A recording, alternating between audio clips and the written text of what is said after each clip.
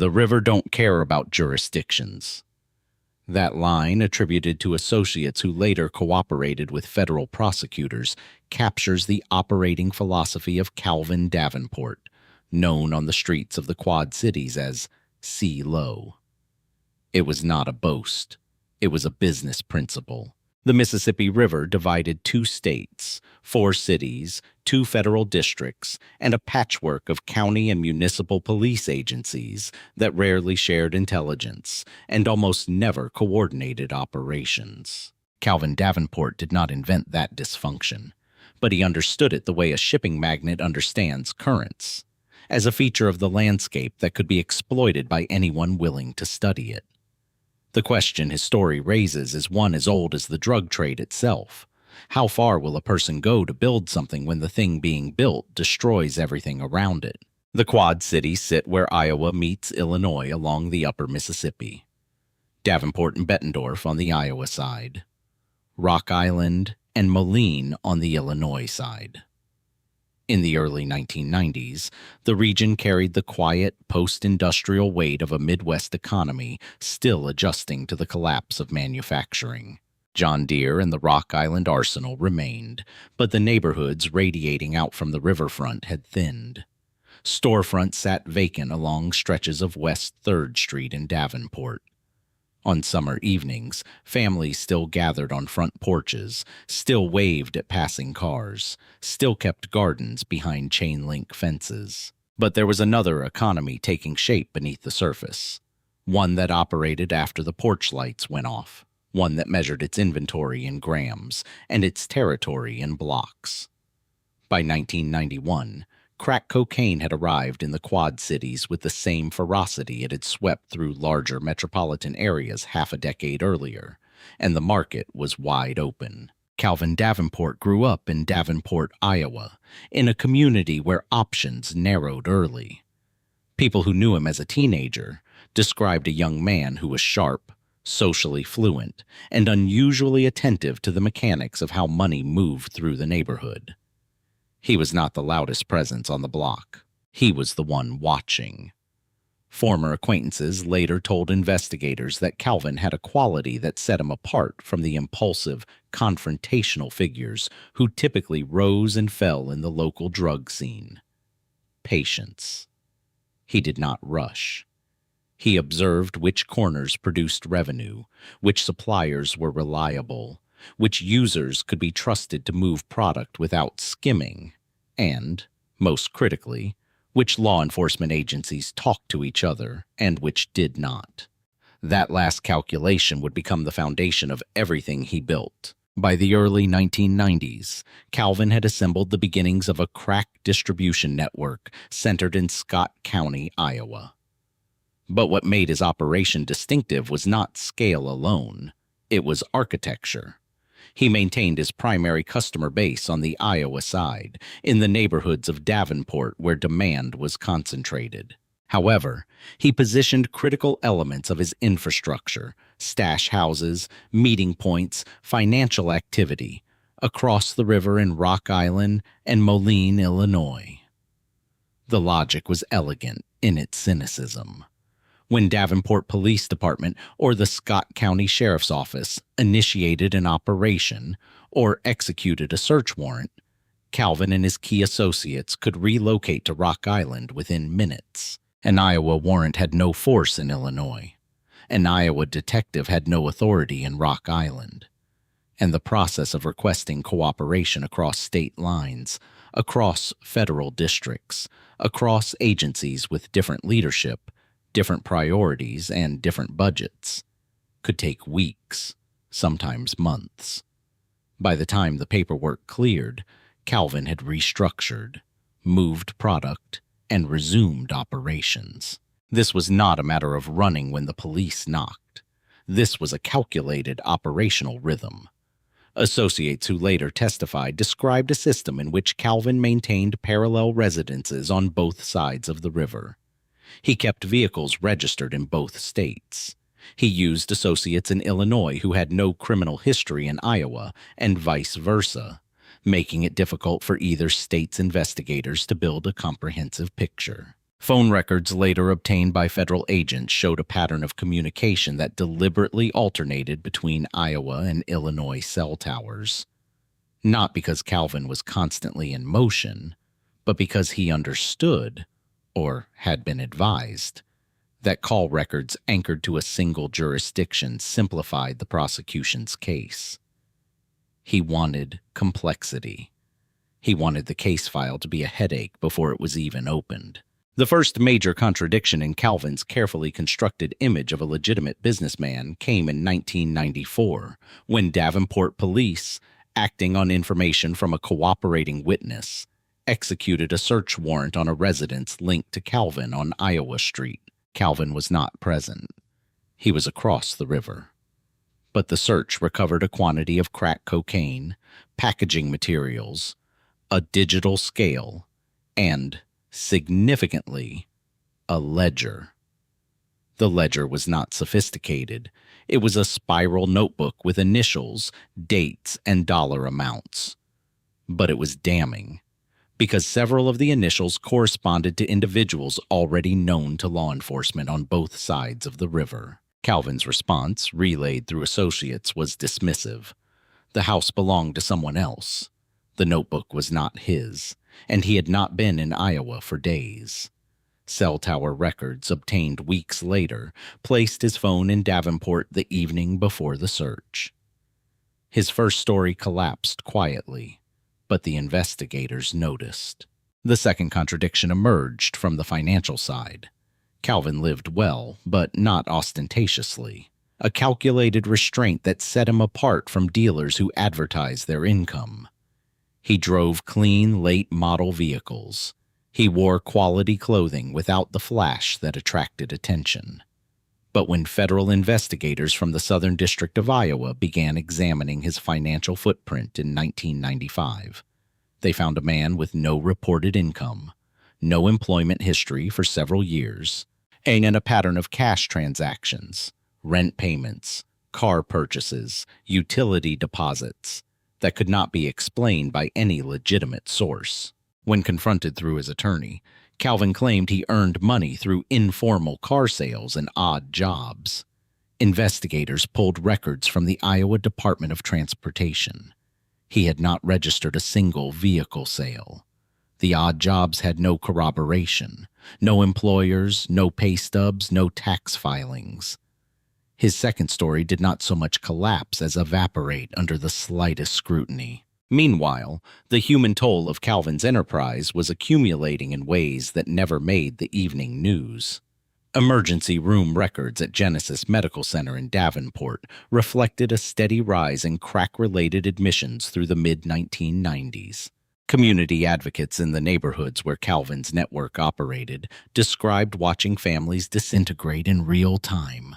Mothers who disappeared from school pickup lines, fathers who stopped showing up to shifts at the meatpacking plants, grandparents who suddenly found themselves raising grandchildren with no explanation and no resources. The crack economy did not just redistribute money, it redistributed pain, and Calvin's network was one of the primary distributors. None of this registered in his ledger. By 1996, the investigation had reached a critical inflection point. The Davenport Police Department, the Scott County Drug Task Force, and the Rock Island County State's Attorney's Office had each, independently, accumulated fragments of the case against Calvin. But no single agency had the full picture. An Iowa detective might know Calvin's Davenport associates, but have no visibility into his Illinois operations. A Rock Island investigator might know the stash house locations in Illinois, but have no authority to connect them to Iowa drug sales. The case was a jigsaw puzzle spread across 2 tables in 2 different rooms, and nobody was authorized to carry pieces between them. The breakthrough came when the investigation was elevated to the federal level, with the U.S. Attorney's offices in the Southern District of Iowa and the Central District of Illinois agreeing to coordinate. This was not routine. Federal districts are bureaucratic territories, and joint operations require negotiation, shared resources, and an agreement on who leads and who supports. But the Quad Cities drug problem had become severe enough, and Calvin's cross-border operation had become visible enough that both offices recognized the necessity. For the first time, investigators from both sides of the river sat in the same room, laid out their evidence on the same table, and saw the full architecture of Calvin's network. The picture was damning. What had looked like two separate modest drug operations was revealed to be a single, coordinated enterprise that used the state line the way a corporation uses a tax haven. The third and most devastating contradiction came from within Calvin's own organization.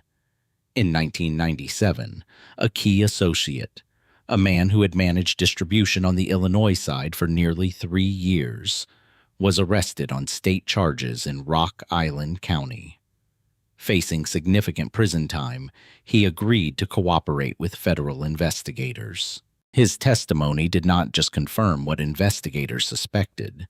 It provided the internal mechanics, how product was transported across the bridge, how payments were collected and laundered through a series of cash-intensive small transactions, how Calvin communicated instructions using coded language on prepaid phones, and how he had explicitly told associates that the river was their insurance policy. The associate recounted a specific conversation in which Calvin had said, in substance, that Iowa cops could not touch him in Illinois, and Illinois cops could not touch him in Iowa, and that by the time the feds got involved, he would have made enough to disappear. Calvin had always projected control, but this testimony revealed that his confidence was not just posture, it was strategy, articulated and shared with subordinates as doctrine. Federal prosecutors moved methodically. The indictment, when it came in 1998, was the product of years of cross-jurisdictional work. Calvin Davenport was charged under federal drug conspiracy statutes that treated his Iowa and Illinois operations as a single enterprise. The charges carried the weight of both districts' evidence. The ledger from Iowa Street, the financial records showing unexplained wealth, the cell tower data contradicting his alibis, the cooperating witness testimony detailing the network's internal operations, and the physical evidence recovered from locations on both sides of the river. The indictment was significant not just for what it charged, but for what it represented.